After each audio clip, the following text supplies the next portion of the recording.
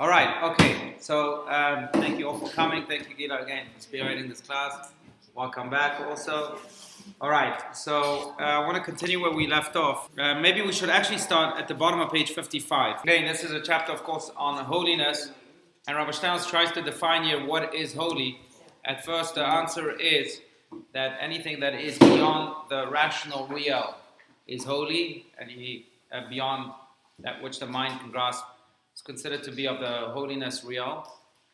We also said that the holiness, the ultimate source of holiness, of course, is God, and God's holiness is communicated in this world through certain places, through certain times, and through certain people. The foremost place of holiness is Jerusalem, and in Jerusalem, the Holy Temple. That's where God's holiness is channeled in this world. That's why, really, the holiest place in the world until this very day is that place. The Western Wall is considered a holy place because of that. But then you have days, like holidays, that are considered holy days. Or Shabbat is considered a holy day. Days that God designated as holy, also holy days. And they are holy days because in those days we have the power, we have the potential at least to elevate ourselves to that supernatural real, to that metaphysical real, at least in our minds and with our souls. So these are days, and of course you have places. The more we work on our holiness by doing holy things, which are predominantly mitzvot, the more mitzvot we do, the more holy deeds we do, we engage ourselves in, the more we become holy. Now, speaking of this connection between the holy, or the most holy source, God Himself, and us, our beings that can potentially be holy, we spoke about also the world that we live in and the days of creation that we live through each and every day. And he went into more details. It's like condensing into more and more channels here. But went into more details, and Rabbi Stans now speaks of this idea, this very Talmudic idea, that every day of the week stands for a different theme. A theme in which we can, if we are able to connect to the theme of the day, then we're also able to connect to God because God chose that theme for that day. So for example, Sunday or Shabbat, let's talk about Shabbat. So the easiest example, Shabbat is a holy day. Those who are born on Shabbat, remember we said, are holy. Every day of the week is its own attribute, but Shabbat is holy day. So if you're born on Shabbat, you have that tremendous potential of being holy. And therefore, in order to best connect to the source of holiness in the world on Shabbat, is by following the theme of Shabbat, which is holiness, doing holy things. Resting on Shabbat, meditating on Shabbat, praying on Shabbat, studying on Shabbat, all those things that have the potential to make us holy. And the same is true for other days of the week. One of the other examples we gave was, for example, if you have a business deal to close and you want an extra portion of luck, well, the day that carries the theme of luck, of a double portion of goodness, is Tuesday. Tuesday is the only day in which God said Ki Tov twice during the story of creation. Ki Tov meaning it is good. So there's a double portion of goodness because God said it is good twice on Tuesday. So it's a day in which that has a greater potential for this double portion of goodness, for luck. And therefore many close their business deals on Tuesdays, or many move to different homes on Tuesdays, or anything in which you need that extra measure of blessing. But with some yeah, superstition, I think you're right. So in a way, it's some may look at that as superstition, but I would say superstition is irrational. This is very rational from a divine lens, because God created the world in 7 days, and each of these 7 days, He chose the blessing for the day. So all we have to do really is be in tune with that blessing, the blessing that God designed for that day. It's not just throwing any, that if you see a black cat, then something will happen. I don't know what those superstitions are about. This is not, okay, getting in tune with our holiness, becoming holy, we also have to be in tune with the days that we live in, and again, each and every day as its our own attribute. So he's speaking of that now. Let's continue at the bottom of page 55. Does anyone want to read? Please, bottom of page 55. Okay. Go ahead, Kira, please. Yeah. The round of the week is a kind of recapitulation of the 7 days of creation. Each day of the week is not only an occasion to mark the particular work of creation of that day, but also a framework within which is manifested the special quality of existence corresponding to one of the sefirot. Right. Continue. For as it would appear, the 7 days of the week and a particular thing created on each of the days, as told in the Genesis, are emanations of the higher sefirot into time. Thus, there are days of the week that belong to certain kinds of action or states of mind, and others fit for other modes of being.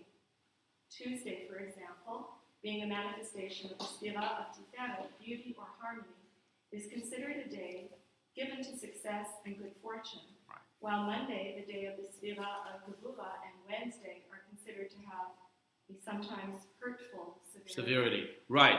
So, just speaking of the Sefirot, so there are 7 Sefirot again, which beautifully correspond again to the 7 days of the week.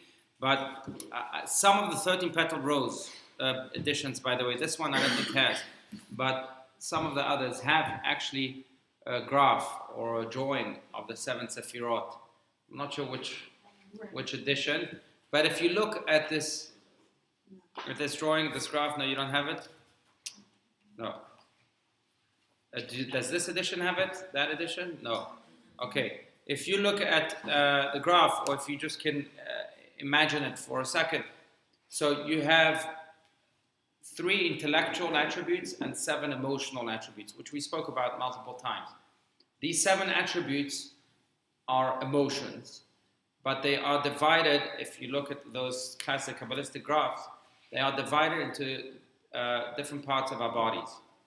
You have actually, it's interesting, you have 3 attributes that are on the right side. One is towards the right hand, then 2 are by the leg, and then you have 3 on the left side. The 3 on the right side usually symbolize kindness. One of them is kindness, chesed. The other one is netzach, which means consistency, or victory, really translates victory, but really means consistency. And the 4th one is somehow comes together with the feet. They're like united, but it's malchut, which means kingship, or control, self-control. That's that emotion. And then you have 3 on the left side. One is called gevurah, which means severity, what he's referring to here, which is the attribute of Monday, gevurah. Then you have Hod, right, there you go. And then the Malchut again joins together. Malchut is a combination of the 2.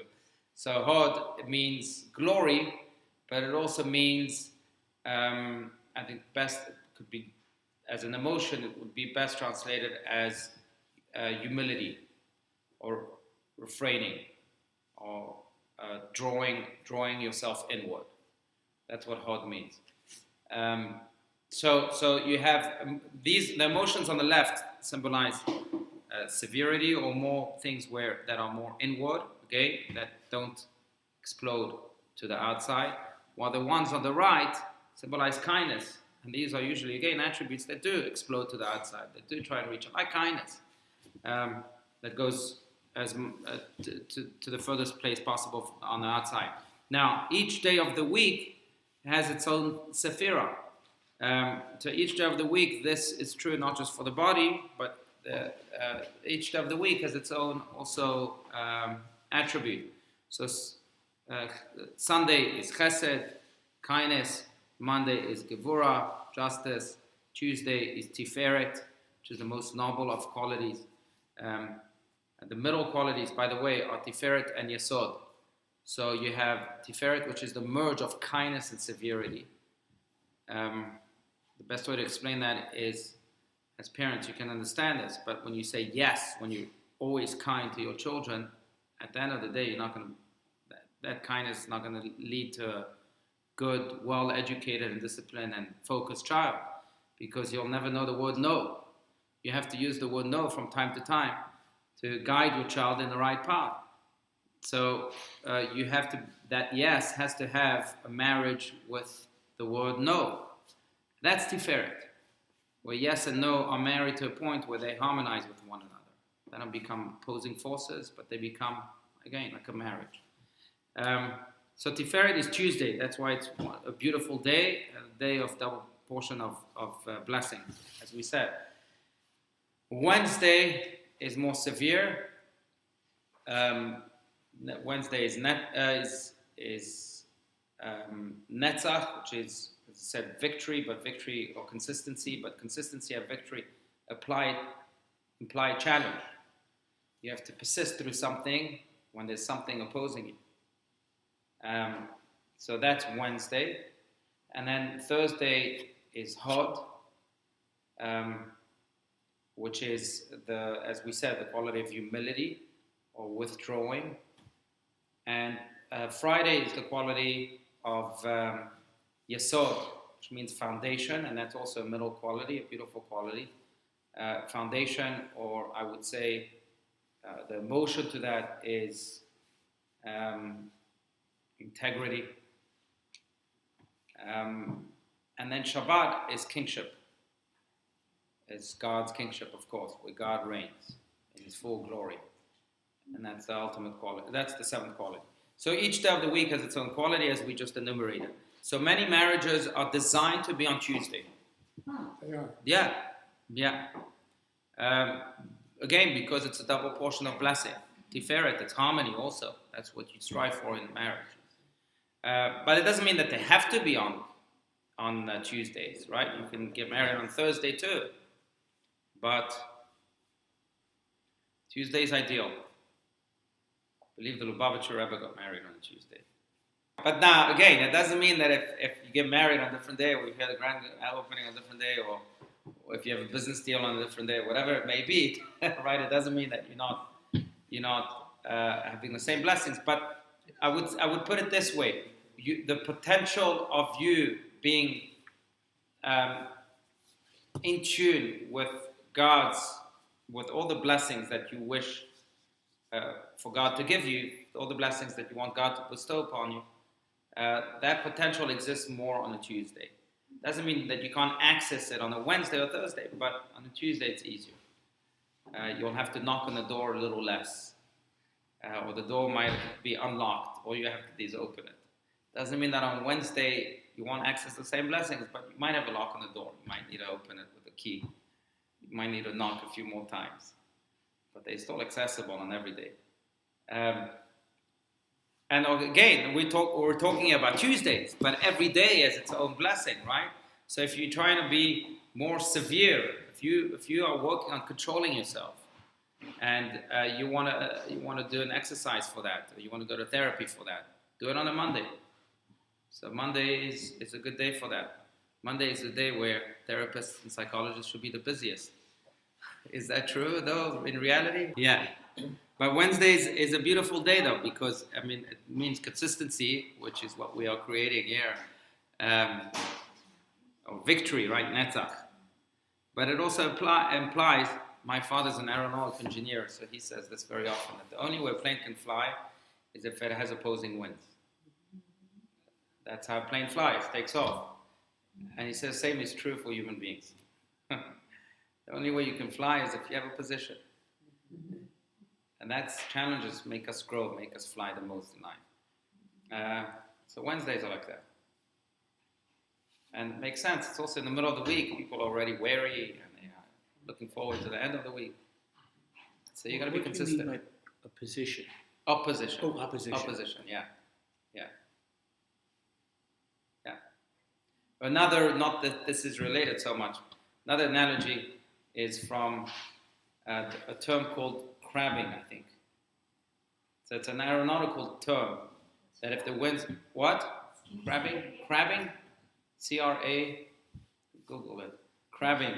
But apparently it refers to if there's tremendous winds when the plane is trying to land, and there are winds almost preventing the plane from landing. That's wind shear. What? Wind shear. No, wind shear is what it's just vertical, just forcing the plane right down. Here you go. I'm sorry, I'm just plain crabbing. Yeah, it's called crabbing. Yeah, when landing in a crosswind, meaning there is wind traveling not parallel to the runway, it is sometimes necessary to crab a plane. Crabbing means to point the noise of the aircraft partially into the wind while keeping the plane itself moving towards the runway. In other words, if the plane is being faced with this tremendous wind that is not allowing it to land, then you have to face north. You have to go even face a different direction if it's coming towards the east, and you have to face north, and then you're able to use the winds to land, to push the plane to land. And same is true with life. If you are trying to challenge whatever it may be, something that stands in your way by facing it face to face, sometimes all you need to do is take the high road and let that high road then eventually help you land where you are trying to land.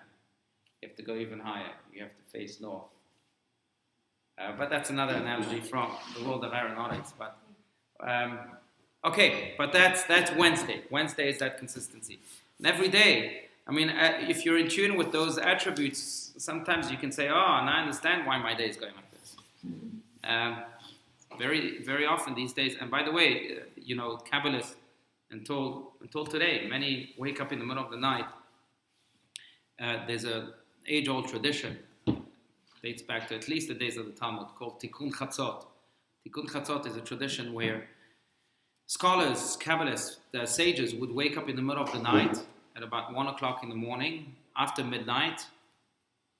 Midnight, by the way, is not 12 o'clock. Midnight is you have to take the night. If the night lasts 10 hours, you have to divide it into two. So it's 5 hours. So from sunset, you add from sundown, you add 5 hours, and that's your midnight. So of course, it changes every day, but of course it changes drastically from winter to summer. But in any case, they would wake up shortly after midnight, whatever that midnight was, and they would recite a prayer called Tikkun Chatzot, which is divided into three. Part of the prayer is to mourn the destruction of the temple, and to ask God to rebuild the temple. The second part of the prayer is to bless the upcoming day. Okay? And the third part of the prayer is based on the attribute of the day. So it's to ask God to draw down this attribute in the most constructive and the most blessed way possible. So there are even prayers that relate to these Sefirot of each day. There's a beautiful passage from the Talmud. I don't know if I shared it with you or not in the past, but it's so beautiful. It's the way King David would wake up for sunrise from the second sleep was that he would place his harp on top of his bed by the window shield, and then an eastern wind would come and blow through the window and play his harp. By the wind itself will create a melody from the harp. And that's how he would wake up. But the symbolism of that, as explained in Hasidic thought, is that that's what makes a leader a leader. When it's dark outside and winds are blowing, yet you can still produce music. That's what makes a leader a leader. That you're not overcome by that darkness, by those winds. You use it to produce the sweetest melody, and to wake up and to wake the rest of the world up with it. Nice. Anyhow, okay. So let's continue, unless there's any other comments, ideas. Okay, so now whether physically the Mashiach is born in Tisha B'Av or not, that's who knows. We'll see. When Mashiach comes, we'll ask him. But what it means is that God created the idea of Mashiach on Tisha B'Av, because you're right. And basically it goes back to another idea. It's interesting, but speaking of the holiest place in the world, the holiest item in the world was the holy ark that was in the Holy of Holies in the temple.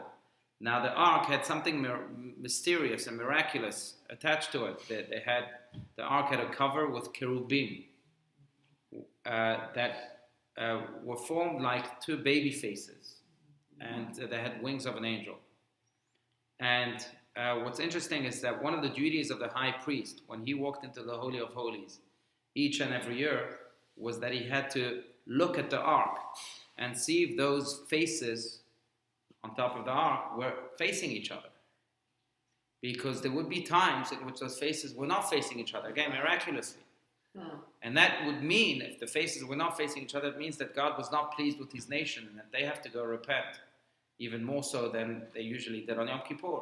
So the high priest had to walk into the Holy of Holies and look in the ark and see if they were facing each other. If yes, he knew that that means that God accepted the prayers of the Jewish people on Yom Kippur, and he could go out and announce to the nation, as he would do so many times, go out and party. Really. Go out and party, literally. But if they were not facing each other, then he would have to go back to the nation and say, you have to pray more, repent even more. God is not happy with your state. Now what's interesting is this, that when the Romans destroyed the temple, second temple, they marched into the Holy of Holies, they saw the ark, and how were those faces facing? Facing towards one another. Now how do you explain that? The destruction of the temple is maybe God's most violent expression that he's not happy with the Jewish people, otherwise he would have not destroyed the temple. Yet when the Romans walked into the ark, the Holy of Holies, they saw an ark with its with the faces facing each other. How could that be? Wasn't God upset with the Jewish people? They should have been facing the other way. And the answer, I think, is exactly what Tisha B'Av, the Mashiach being born, Tisha B'Av symbolizes. The answer is that God doesn't punish in order to punish. That within every severity, every destruction, there is construction. There's a seed of hope that's being planted. God won't abandon us. He won't destroy us just to destroy us. He wants to destroy us in order to rebuild the temple and prepare the grounds for education and for eventual redemption. You know, there's a halacha that even says that, a Jewish law, that one is not allowed to destroy a temple because the temple is holy. The only exception to that is that you're allowed to destroy a temple if you are going to rebuild a nicer one in that same place. Now, we say that about God. God destroyed the temple, but he violated a law. You're not allowed to destroy a temple. The only reason he destroyed that temple is to rebuild an even nicer one there. And that's the belief that the third temple will be rebuilt and will be even nicer than the second one. That's why God destroyed the second one. So within even every destruction, there's construction. And in a way, Tisha B'Av is that day that symbolizes the destruction of, that's why we commemorate it, right? That's when the temples, both temples were destroyed. And many other tragedies happened on that day too. The Spanish Inquisition started on Tisha B'Av. First World War started on Tisha B'Av. Eventually, First World War, that eventually led to the Second World War. It's interesting, just as a side note, the disengagement from Gaza began on Tisha B'Av. Many tragedies happened on Tisha B'Av, so it's a day of tragedy. But on the other hand, it's the day when Mashiach was born too. God somehow prepares the ground for something greater. Sometimes we don't know what it is. So we have to believe that it's there. Those seeds are planted. They were made out of gold, carved looking like babies, like baby faces. And then the body itself was like the body of, with wings, body maybe of a bird.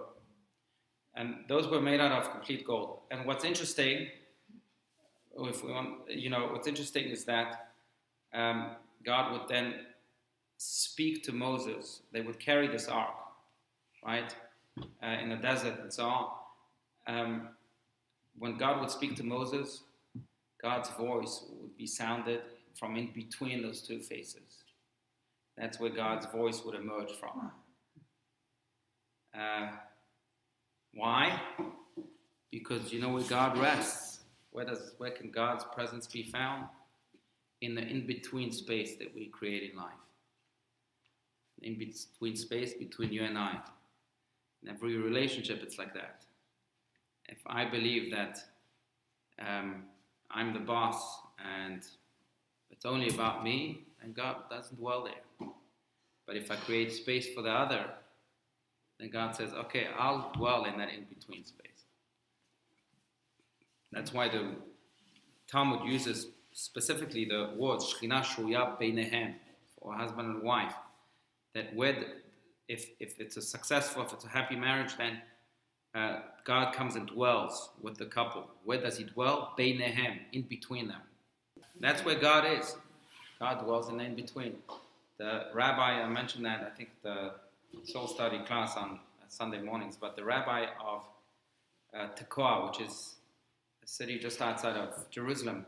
Tekoa, it's a beautiful, thriving city in Gush Etzion. If you've been to Israel, Tekoa, by the way, is where the olive oil would come from. They have a lot of olive trees in Tekoa. The olive oil in the temple would come from Tekoa. But the rabbi of Tekoa, until 2 years ago, he passed away 2 years ago, was Rabbi Menachem Fruman. Rabbi Menachem Fruman was a very interesting persona, very famous in Israel. He was the rabbi of Tekoa, and when journalists would come to interview him, they would say, "Can we take a picture of you?" and so on. And he would always say, "I'm not interested. You don't want to take a picture of me. But if you want, I'll let you take a picture of God. I know where God is. You can take a picture of God if you want for your newspapers." And they would say, "What?" So he would call his wife. He would say, "Yeah, take a picture of us. God is in between the two of us here." That's where God is. That's Rabbi Menachem Fruman. But God resides in between.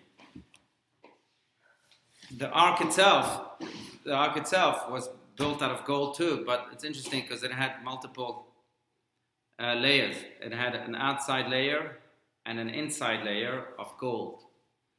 But in between the outside and the inside layer, there was wood. So you had gold, wood, gold. That's how the box was. Why? If all you could see at the end of the day was wood, then why not do the whole thing in gold? There was no shortage of gold when the Jews donated for the Jewish people.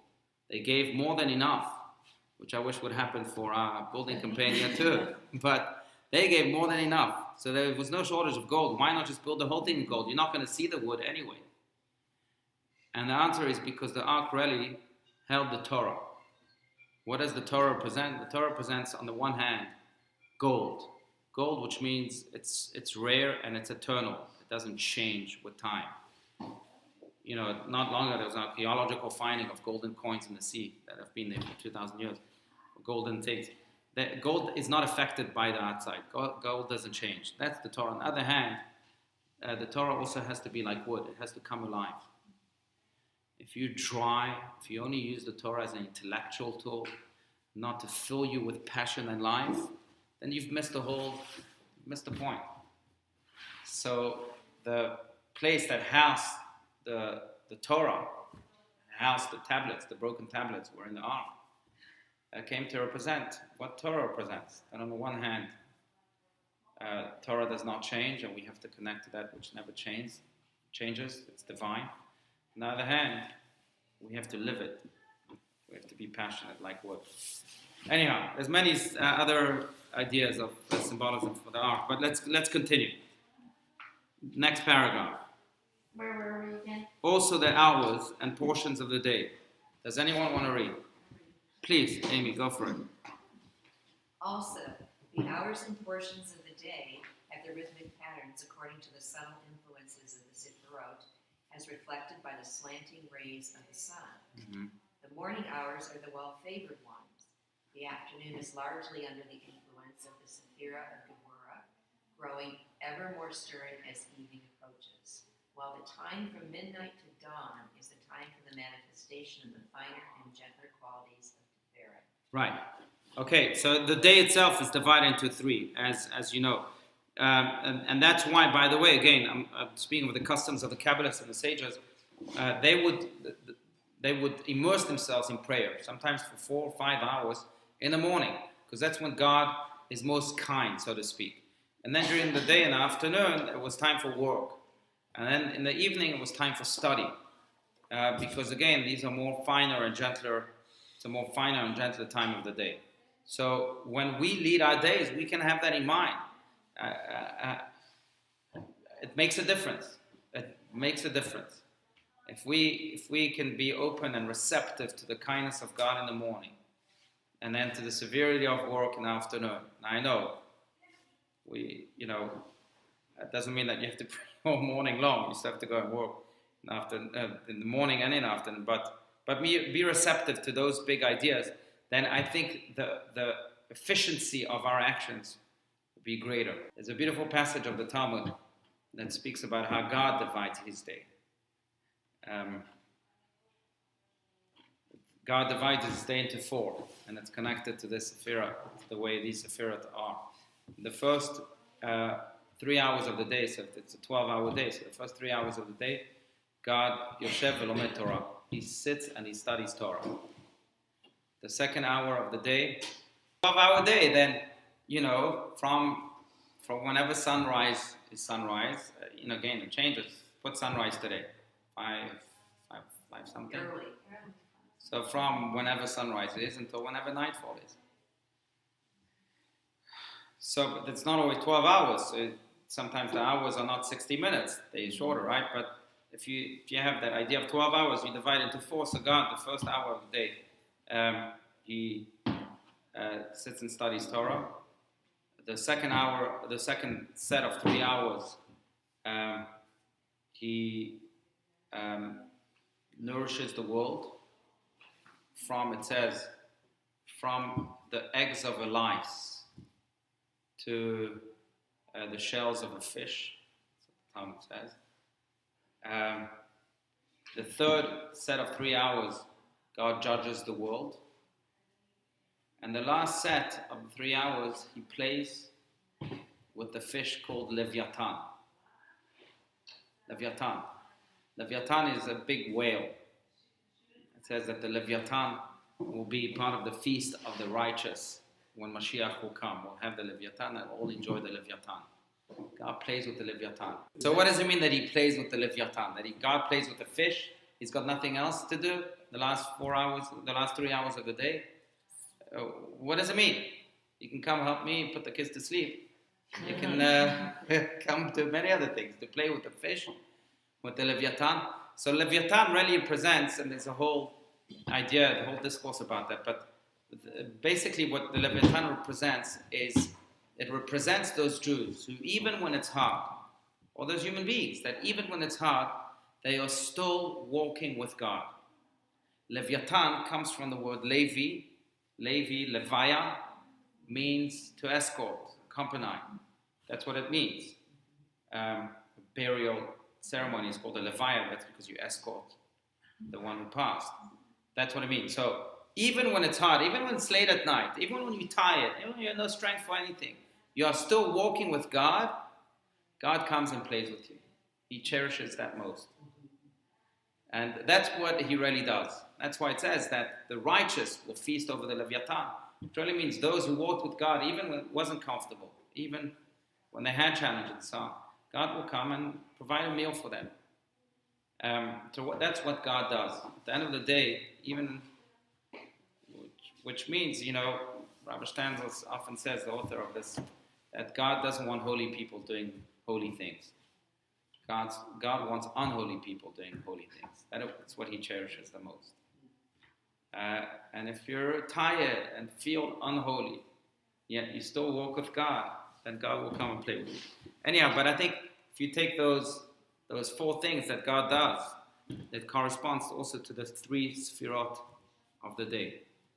So at first, He studies Torah, He nourishes the world, that's chesed. Then He judges the world, that's gevurah. And then Tiferet, He comes and plays with you. He harmonizes with you. That's Tiferet. Okay, so it's not just us, but it's God Himself also. Which is the Beinoni of the Tanya. You're correct. That's right. That someone who has inclinations, evil still exists within him, yet he controls himself each and every time. That's a Levaya. That's the ultimate Leviathan. That's right. And that God cherishes the most. The Tanya even says, and we said that on Sunday, just imagine, and I wish everyone knew about this, because we each have our own weaknesses. We each have our own areas of life that are hard to control, our own impulses and so on. I wish every addict knew about this. But it says, the Tanya says, that each time a person can control himself, walk with God, even when everything in him is telling him not to, then a light emanates from that self-control that goes all the way through the upper worlds, that even the angels tremble from that light. And it brings reach nichoach, it brings the greatest aroma to God, the greatest pleasure to God. So just imagine, each time you control yourself, you've made God the happiest, and the angels are trembling. Why did God choose, a fish also? And that's part of the idea. I don't mean to dig into it too much. Why a fish? And the reason is because, why not a lion? Some other animal. The reason is because of what the sea really represents, where the fish are. And the Leviathan is like the king of the fish. The sea represents, when you go to the sea, all you see is the sea. Even if you see a few fish, that doesn't constitute the entire sight that you have. The entire sight, the most collective sight that you saw is the sea. While if you go above the sea, if we're walking on planet Earth, and you ask a person, what do you see? He won't tell you, I saw the earth. Our eyesight becomes very distinctive here on Earth. Everyone is living individually. Every creature walks individually. Now, on the one hand, many ways, this represents this big idea of godliness and how we can connect to it, or godliness in our world. So you have godliness that is so evident that all you see is godliness. And you have godliness that is not so evident, that is hidden, that all you see is fragments. You don't really see godliness. You see this person living individually, that person living individually. That's why it says that when Mashiach will come, God will reveal himself to the point that his revelation will cover the earth as the sea covers its surface. God will be everywhere. All we'll see is godliness. Yes, we'll see individuals, but we won't see individuals. We won't have that distinctive eyesight. We'll see God in everything. Leviathan represents just that we see God and we want to feel God and we want to be with God in every area of our lives. Not just when the sun is shining, but also when times are tough. We want to be with God, that we accept upon ourselves that to see God as we see the sea. To see God in everything, in every area, in every challenge, and to connect to that God in every challenge. That's why God chooses the Leviathan and not just a creature from above the earth. God wanted to also imply the sea in that analogy. Heaven in Hebrew, the word heaven in Hebrew is shamayim. Shamayim is actually a combination of two words, sham, mayim. There is water. Now, that's true because in the first day of creation, God separated the waters, the upper waters and the lower waters. But Shamayim, what really this alludes to is that there is water. Their divinity is so evident that it's like the water of this world are evident. When you see them, you see them. You don't see different fragments. You see water. That's the way God is revealed up there. He's not revealed like that down on earth. Here on earth, you see distinctive creatures. You don't see godliness everywhere. But the goal is to be able to see godliness everywhere and to, of course, walk with God everywhere, in every moment of life, no matter whether they're happy or not. But that's what the idea of the sea means, shamayim, or the water. I want to conclude that even though you have different attributes that are expressed during the different times of the day, the goal of man really is to be able to walk with God at all times, to connect with God as the water, as we connect to the sea when we see the sea, but to walk with God at all times so that each of those sefirot are become blessings, help us with our divine journey on earth. All right, thank you.